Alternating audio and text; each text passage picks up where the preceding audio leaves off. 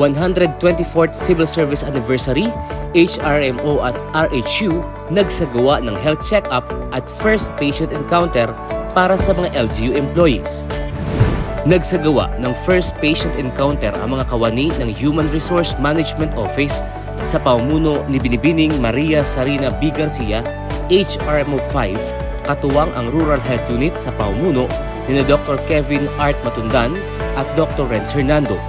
Ganon din ang mga kawani ng RHU bilang bahagi ng pagdiriwang ng ika-124 na anibersaryo ng Philippine Civil Service.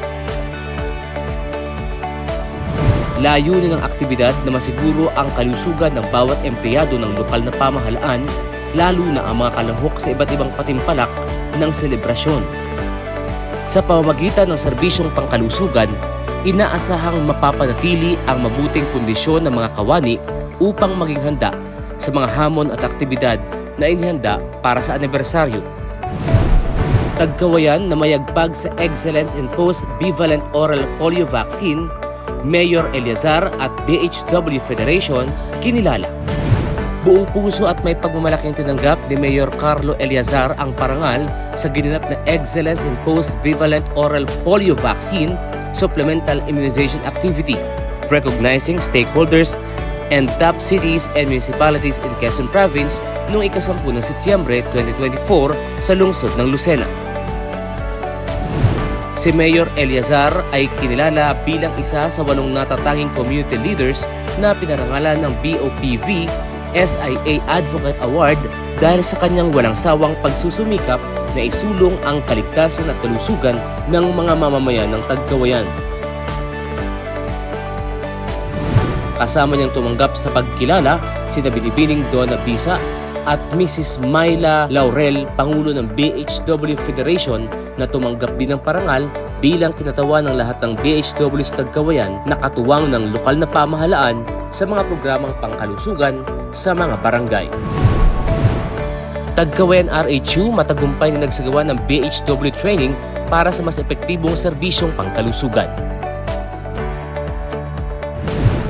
Noong Setyembre 10 hanggang 13, nagsagawa ng isang matagumpay na Barangay Health Workers Training ang Tagkawayan Rural Health Unit na batay sa updated BHW Reference Manual.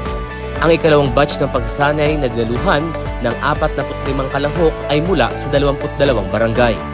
Ang pagsasanay na ito ay isang mahalagang hakbang upang mapabuti ang kakayahan at kaalaman ng ating mga barangay health workers na nagbibigay daan upang mas mahusay nilang maihatid ang serbisyong pangkalusugan sa kanilang mga komunidad.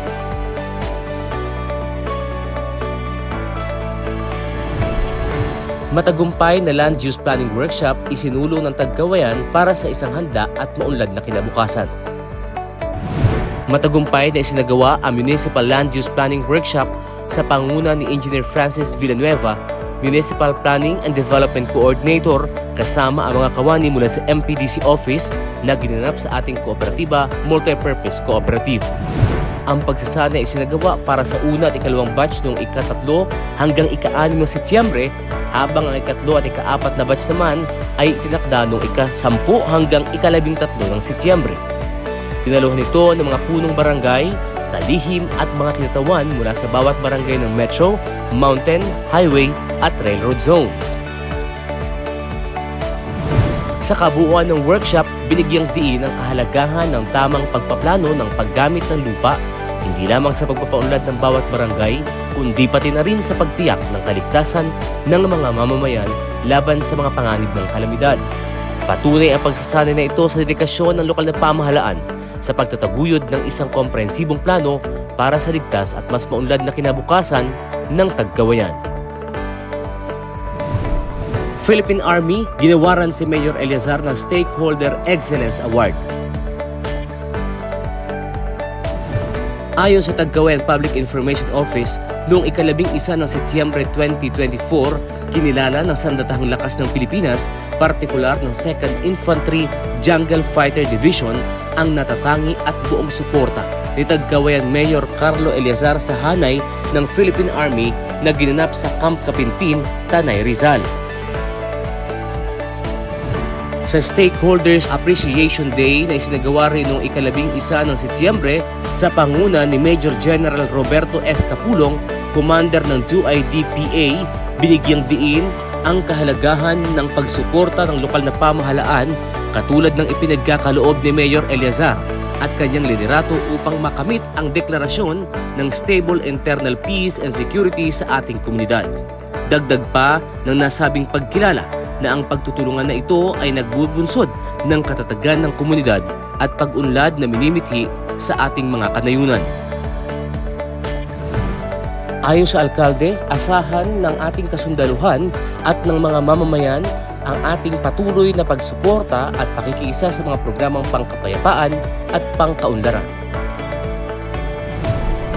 Pamahalaang lokal, pinapalakas ang flood monitoring system para sa kaligtasan ng mga mamamayan. Sa pangunguna ni Mayor Carlo Eleazar, katuwang ang Municipal Disaster Risk Reduction and Management Office, sinimulan ang proyektong paglalagay ng flood monitoring post at mga rainfall warning signals sa mga barangay ng Tabason, Santa Cecilia at Alihi. Layunin ng proyekto na masubaybayan ang level ng tubig sa mga mabababang lugar upang maiwasan ang malawakang pagbaha at tiyakin ang kahandaan ng mga mamamayan sa panahon ng sakuna. Sa pamamagitan nito, mabibigyan ng sapat na babala ang mga residente upang mabilis silang makakilos at maiwasan ang mga panganib na dulot ng malakas na pag-ulan. Patuloy ang pagsisikap ng lokal na pamahalaan na masiguro ang kaligtasan at kapakanan ng bawat mamamayan sa harap ng mga kalamidad.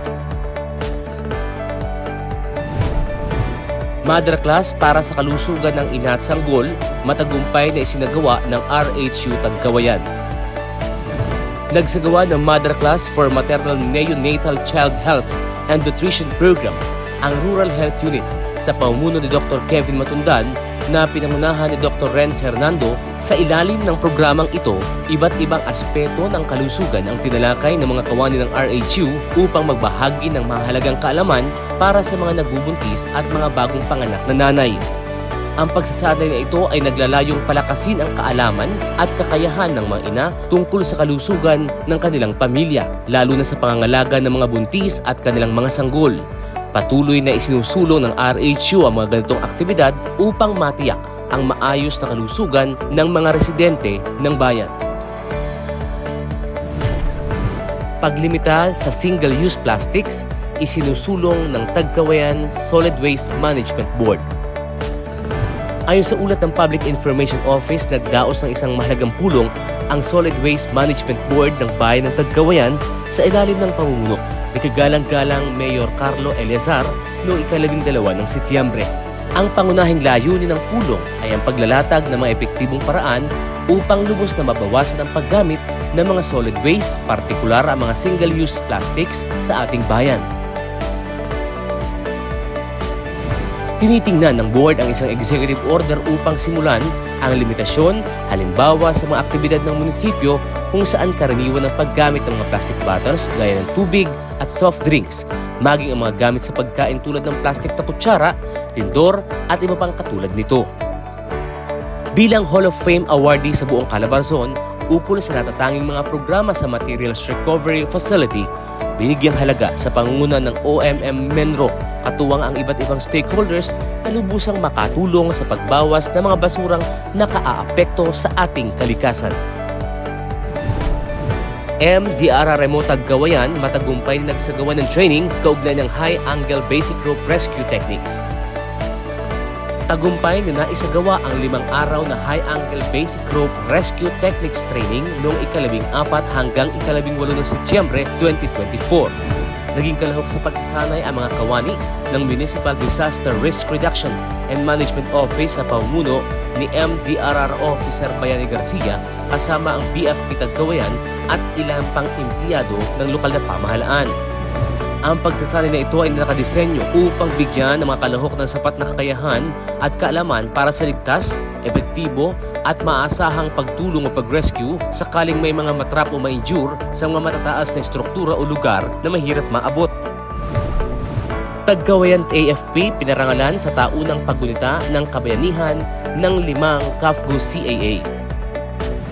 Ginunita noong 18 ng Setyembre ang unang anibersaryo ng kabayanihan ng 5 CAFGU CAA sa pangunguna ng lokal na pamahalaan ng Tagkawayan, katuwang hanay ng Armed Forces of the Philippines at mga pamilya ng mga bayaneng Civilian Armed Forces Geographical Unit na nagbuwis ng buhay noong nakaraang taon. Pinangunahan ni Mayor Carlo Eleazar ang nasabing aktibidad kasama sina Brigadier General Erwin Alea, Brigade Commander ng 201st Brigade, Lieutenant Colonel Rainer Nirza, Battalion Commander ng 85th Infantry Battalion, 2nd Infantry Division, Philippine Army, pati na rin ang mga kawani mula sa hanay ng PNP, DILG at ilang kapitan mula sa bayan ng Tagkawayan. Ayon sa mensahe ng alkalde, ang taunang paggunita sa mga nasawing CAFGU CAA ay isang paraan ng pagkilala sa kanilang sakripisyo at kabayanihan, kung saan binigyan diin niya ang patuloy na pakikiisa ng lokal na pamahalaan sa mga pamilya ng mga nasawing CAFGU CAA. Ipinabot din ni Mayor Carlo Eleazar ang kanyang taimtim na dalangin na sila nawa ang maging huling biktima ng karahasan na dulot ng insurhensiya. Mga mayors, health officers, nagpulong sa bayan ng Tagkawayan para sa kalusugan. Isinagawa ang Interlocal Health Zone 8 meeting sa Municipal Function Hall ng Tagkawayan, Quezon na pinangunahan ni Mayor Rachel A. Urbano ng Lopez, Quezon at dinaluhan ni Mayor Carlo Eleazar kasama ang mga kinatawan mula sa iba't ibang bayan. Dumalo rin ang mga municipal health officers at public health nurses mula sa rural health units ng Ginyangan, Lopez, Buenavista, Calawag at Tagkawayan, pati na rin ang mga chief of hospitals at chief nurses ng Quezon. Patuloy ang pakikisa ng pamahalaang lokal ng Tagkawayan sa pamumuno ni Mayor Carlo Eleazar kasama ang rural health unit at ang municipal health officer ng Tagkawayan sa mga inisyatiba para sa pagpapabuti ng kalusugan at serbisyong medikal. Matagumpay na pinagtapos ang 43 miyembro ng Agos ng Pag-asa MPC sa CRSP-SP. Tagumpay na nagtapos ang 43 magsasaka na miyembro ng Agos ng Pag-asa MPC mula sa bayan ng Tagkawayan. Ang mga magsasaka ay kalahok sa programa ng Department of Agrarian Reform na Climate Resilient Farm Productivity Support Program, Major Crop-Based Black Farming on Rice Production na isinagawa sa Barangay Landing, Tagkawayan, Quezon mula Hunyo hanggang Agosto. Layunin ng programa na pataasin ang ani ng mga magsasaka ng palay at magbigay ng dagdag na kaalaman sa kanila kung paano makasasabay sa pabago-bagong klima ng mundo. Inihayag ni Mayor Eleazar ang kanyang tuwa sa patuloy na pagsisikap ng Department of Agrarian Reform na hindi lamang tumutok sa pamamahagi ng lupa, kundi magbigay din ng tamang edukasyon suporta sa mga magsasaka upang makatugon sa mga hamon ng pabago-bagong panahon. Ayon pa sa alkalde, maasahan na patuloy ang tulong at suporta ng lokal na pamahalaan para sa kapakanan ng mga magsasaka ng Tagkawayan.